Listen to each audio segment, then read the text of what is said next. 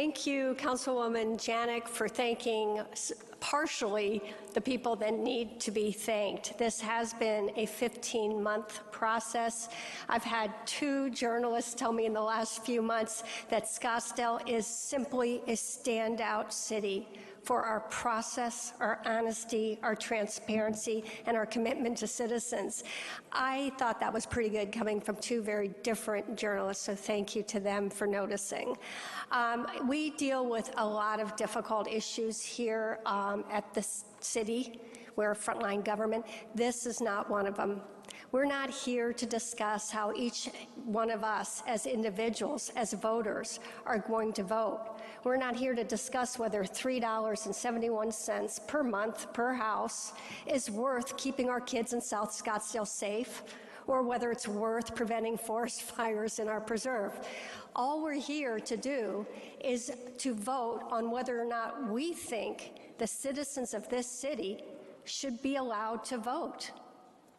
And it's a simple answer. A yes vote means that we support our residents. We believe in the residents, as noted, that elected us to give them a voice. And a no vote means we don't.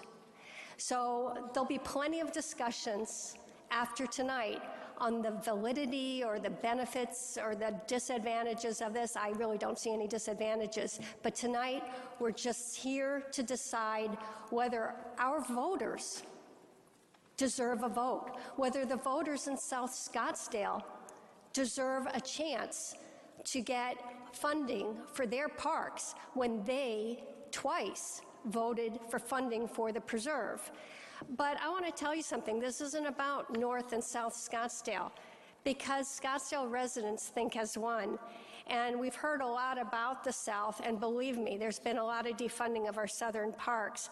But I do want to read one, and we've received, I don't know, about 100 emails. I haven't seen a single email where somebody said $3.71 isn't good for, isn't worth making our kids safer. But I do want to read one email, if I may, from a resident in Legend Trail, which, as most of you know, is in our far north. He wrote, "Recently, the residents of Legend Trail were introduced to a new ballot item funding the police, fire, and our parks.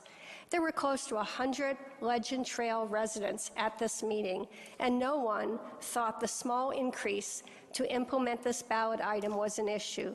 Legend Trail is a certified fire-wise community, and protecting the preserve and neighboring homes from fire is a community priority. I'm very confident I speak for many in Legend Trail that want the protect and preserve measure on the November ballot so voters can decide on the funding for police, fire, and the parks."